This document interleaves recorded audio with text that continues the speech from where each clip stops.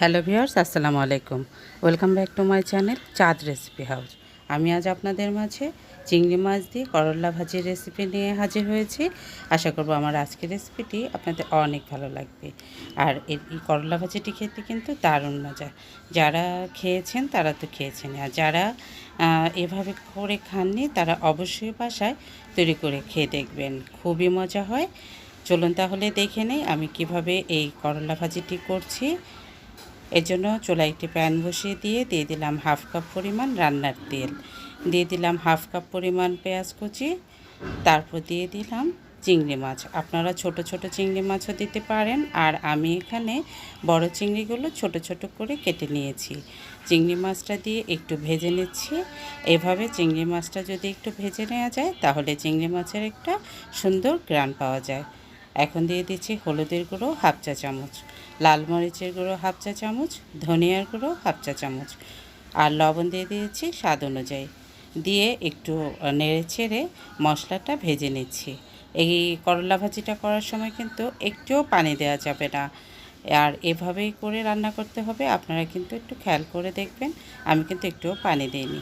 এখানে 250 গ্রাম করলা আছে, এগুলো ছোট করলাগুলো, সাথে সামান্য একটা ছোট আলু দিয়েছি, এতে করে খেতে ভালো লাগবে। করলাগুলো কিন্তু খুব পাতলা করে কেটে নিয়েছি, গোল গোল করে কেটে রাখা করলাগুলো দিয়ে দিলাম। তারপর দিয়ে দিলাম কেটে রাখা কিছু কাঁচামরিচ, ঝালটা যার যার পছন্দ মতো দিতে হবে।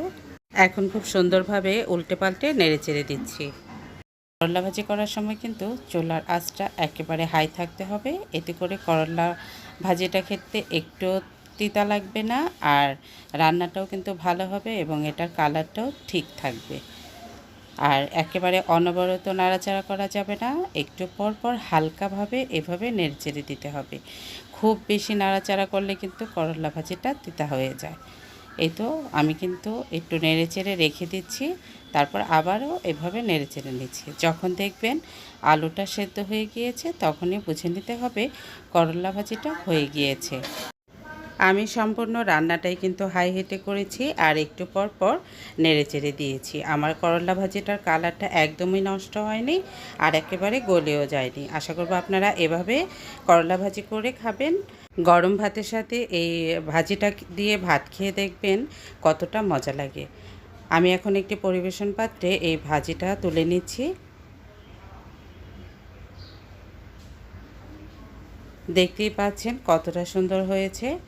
আর শুধু সুন্দরই হয়নি, খেতেও কিন্তু দারুণ মজা হয়েছে। আপনারা অবশ্যই বাসায় তৈরি করে খাবেন।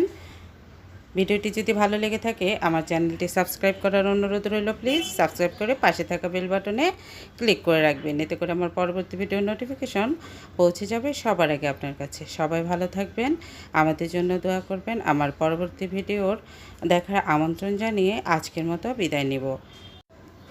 যারা প্রথম থেকে শেষ পর্যন্ত কষ্ট করে ভিডিওটি দেখেছেন তাদেরকে অসংখ্য অসংখ্য ধন্যবাদ।